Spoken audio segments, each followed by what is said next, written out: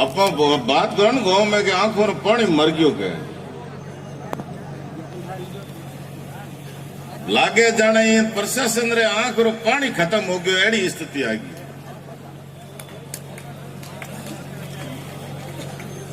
मारे के ने एक चिट्ठी प्रिंट होए आई है। उन चिट्ठी रे माथे एक मोटियार लिखे है कि जिस दिन हम अपने अंदाज में आ गए उस दिन ये जय भीम बोलने वाले भी हम देख कर बोले। बोले मोटियार बड़े कोई गाली बोले आगे धके। अब कह दो डेडों को कह दो कालूड़ी का नया शेर आया। कालूरी मेघोड़ा तो कहना कह दो थार भाई बहनों नहीं कह देन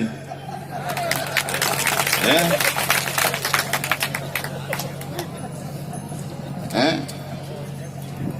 और जय भीम बोलना छोड़ दो। मैं तो नहीं बोलना ले बोल कहीं बोलना तू बता दे।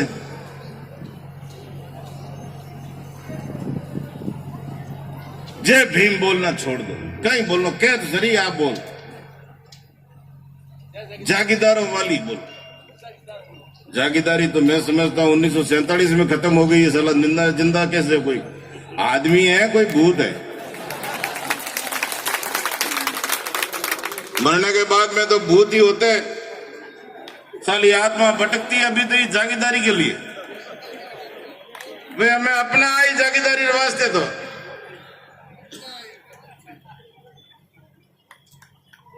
कालूड़ी का प्रकरण जो रावताराम के द्वारा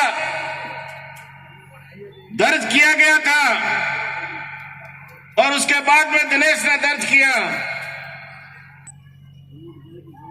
और उन सब लोगों ने दर्ज करने के बाद में पुलिस ने दर्ज करने के बाद में कहती है कि हम लोग इनको गिरफ्तार कर लेंगे। और सुप्रीम कोर्ट कहता है कानून में ऐसी धारा है कि दर्ज होते ही मामले में आदमी गिरफ्तार हो जाता है। एक एक महीना गिरफ्तार नहीं हुआ क्या तो सुप्रीम कोर्ट कूड़ो केवा वाला कूड़ा हमें दोनों में कूड़ो कूड़ बस समझ में नहीं आ रहा कि ये मुकदमा अटे दर्ज हुए एंड वटी ने सीधे गिरफ्तार हुए।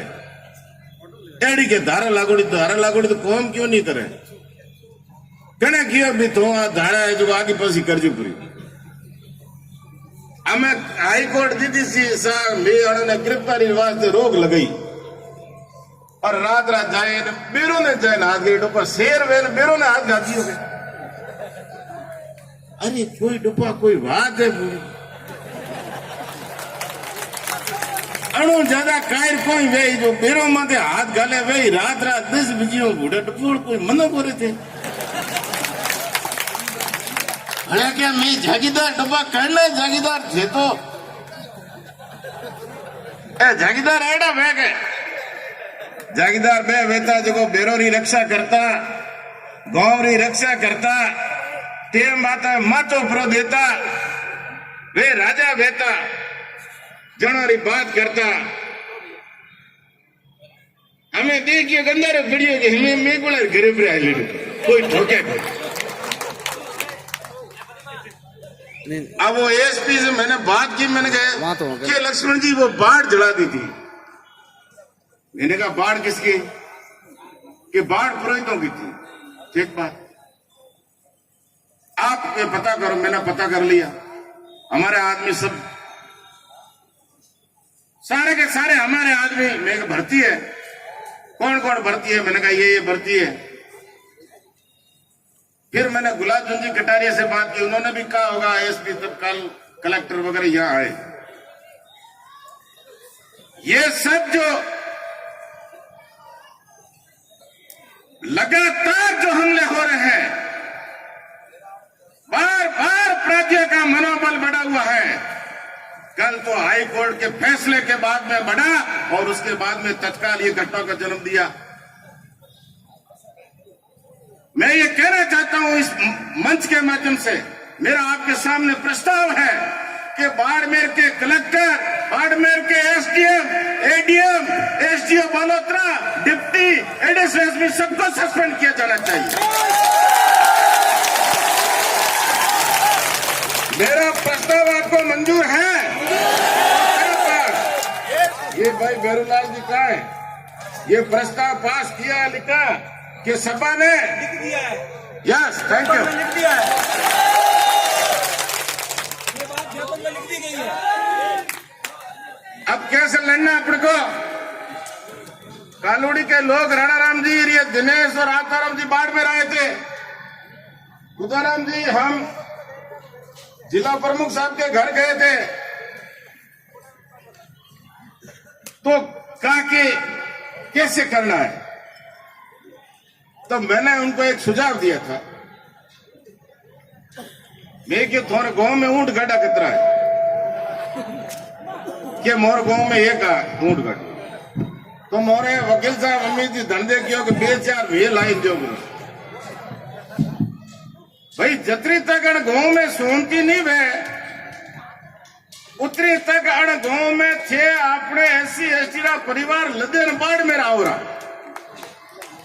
लदड़ों की कर आपा बाबा रामदेव जी रे मंदिर जाओ पैदल यात्रा 15 किलोमीटर यात्रा करेंद्र जटे एक कैंप करो 1 टाइम कैंप रे महीने रोटी बीजी बने अण कालोड़ी लगाए बाड़मेर में अपने SC/ST रा सैकड़ों गांव है चे रोज 10-10 किलोमीटर हालजो और वटे रात रा बाबरो करियो भजन रोटी जीमइयो हाथ 8 दिन थे बाड़मेर पूगइयो जेड़े बाड़मेर रा अफसर जयपुरपुरा पूगई। आज मुझ बिल्कुल थोड़ी भाषा ही बोले रही हूँ, मैंने कही के बाड़मेर रा आदमी मोरी की बोले रही आपस कारण क्या है? 1930 के अंदर बाबा साहब डॉक्टर अम्बेडकर को जब बड़ौदा की रियासत से पारसी की होस्टल से बाहर निकाल दिया गया था और वो जावे कहा तब वो एक बरगद के पेड़ के नीचे बैठ करके झर रोए कि मैं देश का नामी पढ़ा लिखा इंसान एक जातिगत आधार पर शिकार हुआ और मुझे फांसियों ने भी होटल से बाहर निकाला।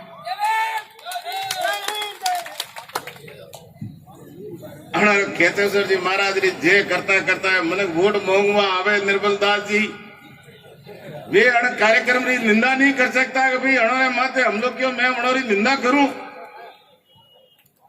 मदन भाई प्रजापति ने निंदा नहीं करनी थी, आपने वोटों री अणोरे पीडीसी ने देखा थी। आप विचार करो मेरे दोस्तों, मेरे भाइयों, मित्रों, दोस्तों, MP है, MLA है। अभी भारत बंद का कार्यक्रम हुआ था तो मैंने फेसबुक पे एक पोस्ट डाली थी, उसमें मैंने ये लिखा था कि स्वर्ण समाज को भारत बंद करने की बजाय दलितों पर अत्याचार बंद कर देना चाहिए। 1947 में भारत आजाद हुआ, 1950 के अंदर देश के अंदर कानून बना और 50 साल के 51 वर्ष तक ये सरकार देखती रही कि SC/ST के ऊपर अत्याचार नहीं हो, जुर्म जाति नहीं हो, उनको परेशान नहीं किया जाए, उनके खेतों से बेदखल नहीं किया जाए, उनके घर नहीं जलाए जाए, उनको पट्टे का अधिकार दिया जाए। ये सब कुछ सरकारें सहन करती रही, लेकिन ये जो समाज वर्ण व्यवस्था पर टिका हुआ है, जो मनुवाद पर टिका हुआ है, जो ब्राह्मणवाद पर टिका हुआ है, जिसमें एक जाति के लोग लड़ेंगे, एक जाति के लोग राज करेंगे, दूसरी जाति के लोग पढ़ेंगे, तीसरी जाति के लोग व्यापार करेंगे और चौथी जाति के लोग शिव सेवा करेंगे, उस व्यवस्था को डॉक्टर अम्बेडकर ने खत्म कर दिया, समूल नष्ट कर दिया। और जब उसको नष्ट करने के बाद में देश के हुक्मरानों ने सोचा कि वास्तव में कानून को कड़ा करना पड़ेगा, तब 1989 के अंदर अनुसूचित जाति जनजाति अत्याचार निवारण अधिनियम का जन्म हुआ। उस समय देश के प्रधानमंत्री विश्वनाथ प्रताप सिंह थे और इस कानून को पेश करने वाले श्री रामविलास पासवान थे और सरुण लोगों की जुल्म जातियों की वजह से ये कानून अस्तित्व में आया है। पैदाइश के वो कारण ही वही है। अगर इस देश के अंदर कहता है इस कानून का दुरुपयोग होता है, मैं कहता हूं बलात्कार के कानून का दुरुपयोग नहीं होता है, चोरी के कानून का दुरुपयोग नहीं होता है, आपके देश का कानून का दुरुपयोग नहीं होता है, भ्रष्टाचार के कानून का दुरुपयोग नहीं होता है, तो अगर सबका दुरुपयोग होता है तो केवल SC/ST एक्ट को क्यों टारगेट किया जाता है? क्या कारण है? और मैं आप सब लोगों से कहना चाहता हूं मेरे दोस्तों और मित्रों, और सब लोगों से कि इधर उधर की हवा में मत रहना। बाड़मेर की 2 अप्रैल को भारत बंद के दौरान जिस समय हम लोगों को दिल्ली से गिरफ्तार किया, उदाराम जी को और मेरे को, और हमको बिना भाड़े ठेठ बाड़मेर लेके आए, 1 पैसा नहीं लगा, और जितने दिन जेल में रहे वहां भी पैसा नहीं लगा। और मुझे तो कभी सपने भी नहीं सोचा कि DIG ओटाराम जी मिलने आएंगे, वो भी आए। और मैं कहता हूं मेरे दलित साथियों भाइयों कि जब तक तुम लोग लड़ोगे नहीं तो जीतोगे नहीं, और जीतोगे नहीं तो राज नहीं करोगे। हुक्मरान बनने के लिए आपको जरूरी है कि आपको लड़ना सीखना है। मैं आप सब लोगों के सामने कहता हूं कि कालूड़ी का प्रकरण एक मानवता के नाम पर कलंक है। इसने समाज को कलंकित किया है, और जिस समाज के लोगों ने इस कलंक को जन्म दिया है वो भी इस कलंक के मुंह देखने के लायक नहीं है। मैं कहना चाहता हूं उन बहादुर लोगों से जो औरतों पर हाथ उठाकर अपने आप को शूरवीर कहते हैं, मैं उससे ज्यादा कायर किसी को इंसान नहीं मानता। सबसे ज्यादा कायर वही लोग हैं, और कहते हैं कि हम लोग ऐसे जी भीम बोलना बंद कर दो। मैं आपसे ये कहना चाहता हूं कि क्रांति का नाम ही जय भीम, क्रांति का बिगुल जय भीम से बचता है। और मैं सब लोगों से कहता हूं समय बहुत कम है, मैं इतना ही कहना चाहता हूं। मैंने जो एक प्रस्ताव आपके सामने रखा है वो है कालूड़ी से 70 परिवार लद के आना। जिस समय तुम बाढ़ में रहोगे तो इन सब के बोरिया बिस्तर बंद होकर के चले जाएंगे। और जो हाईकोर्ट टिप्पणियां करता है, जो कोई करता है, तो हमारी मांग रहेगी कि हाईकोर्ट और सुप्रीम कोर्ट के अंदर भी आरक्षण का होना चाहिए।